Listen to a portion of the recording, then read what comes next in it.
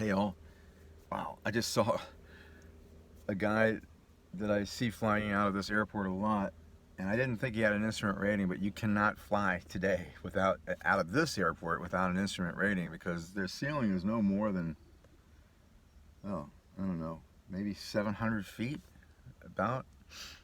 And he took off from runway 29, which is the wrong runway to use because the wind is out of the northeast today. There's not much of a wind, but it's out of the northeast.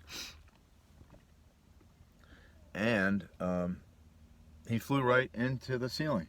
And so if you do that, you must have a flight plan and an instrument rating. You have to have a flight plan on file. And you can file a flight plan while you're flying too. You know, if you have an instrument rating, you're flying VFR, suddenly you run into weather like this. So there's the ceiling could be like zero almost. The beacon at the airport is on. The strobe indicating the runway threshold is on. You can land here because they have an ILS landing arrangement here, which is pretty cool. Man, I'll tell you what, for an uncontrolled airport to be able to ILS land, and we're maybe, I don't know, 12 miles out of Philadelphia, maybe 15 miles out of Philadelphia.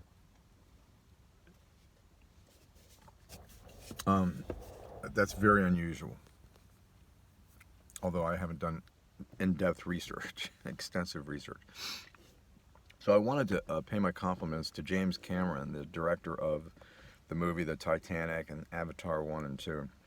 That guy, he's intuitively smart and really a brilliant dude. He commented on YouTube yesterday, or the day before yesterday. Yeah, I think it was the day before yesterday, about the OceanGate tragedy, the submersible that went down, beneath the water. It's a submersible, it's supposed to go beneath the water, but it went down beneath the water, and it had 5 or 6 people. A teenager and his father that paid $500,000 to go down and see the wreck of the Titanic, and the submersible was carbon fiber, first one of its kind. You know, it's an experimental craft. Why are you taking paying customers on a dangerous mission, a dangerous journey like that? And it speaks to the putting the value on life, or taking the risk of not putting the value on life. Anyway, it was a really bad tragedy. It happened this past, I think, the day after Father's Day, or maybe it was on Father's Day. And it's carbon fiber, composite materials, and James Cameron in this. I'll put the link to his video. It's only about an 8-minute video. When that guy talks, every word he says has meaning, a really good meaning to it, I think. He's the only one ever since the Titanic sunk that came up with the idea that what Captain Smith should have done was, immediately after hitting the iceberg, the engines were full reverse. Leave them in full reverse.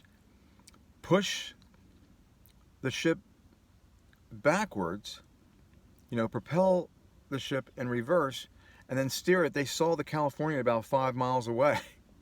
California didn't see them, I guess. Whatever. They didn't get the idea that they were in dire straits. But so you're going in reverse, so you're actually draining the water from where the iceberg hit the ship in the front by going in reverse.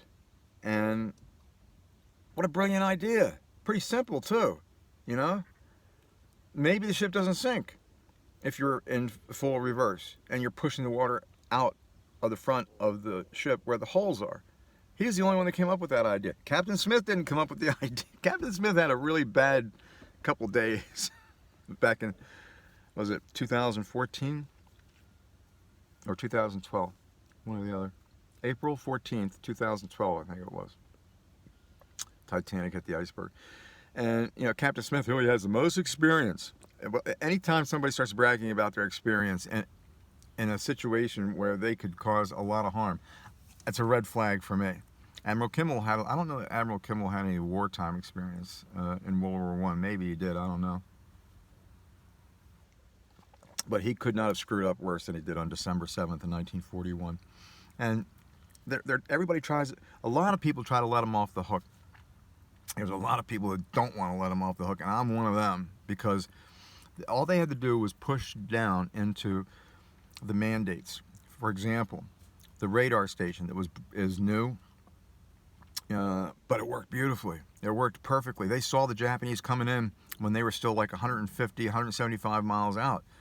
And they called it in, and the information center said, don't worry about it. And they thought it was the flight of B-17s. I think there were only 8 B-17s, maybe a dozen. The Japanese had like over 200 planes coming. So the difference on the radar scope is like night and day. Well, you got to find that out. You don't wait to find out when you're attacked what the deficiencies are of your systems. You test them. And you don't tell somebody else to test them. You directly get yourself involved, Admiral Kimmel, and have clear instructions that if they see something big on that radar screen, especially in the morning hours like that, you're not going to be attacked in the evening or midday. You're going to be attacked early in the morning on a Sunday. Somebody called that. One of the guys in Washington called that. But they didn't. They would tell somebody to do something, get out there and take care of it, make sure. And then he had a golf date. So there was a Japanese mini submarine that was shot and death charged right at the mouth of the harbor of Pearl Harbor at like 7:30 in the morning, half an hour before the attack. Maybe it was 7 o'clock. I think it was 7 o'clock. Yeah, it was an hour before the attack. The Japanese had many submarines trying to get into the harbor. Well, that's reason to go on alert, man. What's a Japanese mini submarine doing 5,000 miles away from Japan trying to get into our harbor? Well, whatever the answer to that question is, you really don't care, Admiral Kimmel.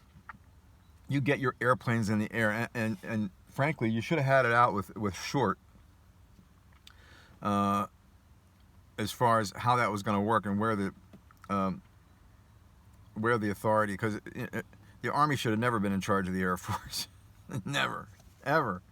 And the Navy depended on aviation for survival. They were coming into that era. And of course, after Pearl Harbor, everybody realized, geez, we got to get our aviation thing together. Admiral Kimmel and Captain Smith. Anyway, James Cameron, in this video that I'm going to link, talks about the cause of the Titanic tragedy and the cause of the OceanGate tragedy this week as being the same thing. Really bad seamanship, really bad, understanding of the dangers involved in going down. The Titanic is like 3 miles down.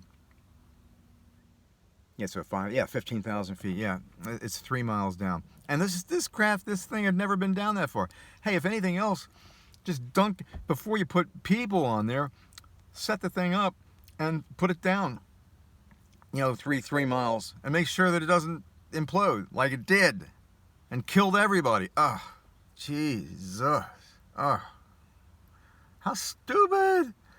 But hey, listen, man, I've been stupid in my life. Oh my God. And it usually has to do with a woman, like doing something stupid with a woman. God. Oh my goodness. I'm just thankful I didn't kill anybody, get anybody killed, didn't kill myself. Anyway, yeah, so the OceanGate tragedy was just horrible, man. You read about that this week. It's just, and James Cameron said this is totally unnecessary. Both the Titanic and then this expedition to see the wreckage of the Titanic, both easily avoidable. He said Captain Smith was warned repeatedly there's an iceberg field ahead. What did your experience tell you to do, Captain? Go full speed ahead. Yeah, there's no moon, so you can't see anything. Go full speed ahead towards the ice field. I'm going to bed. Boy, question authority. Always question authority, especially when your life is, the life and the life of like thousands of people are at stake. Question it. Captain Smith, what the fuck Are you kidding me? Did he really do that? He was warned about these icebergs, and yeah. Oh well. Shit. And I guarantee you, April, pretty much any other time of the year probably, up around Newfoundland,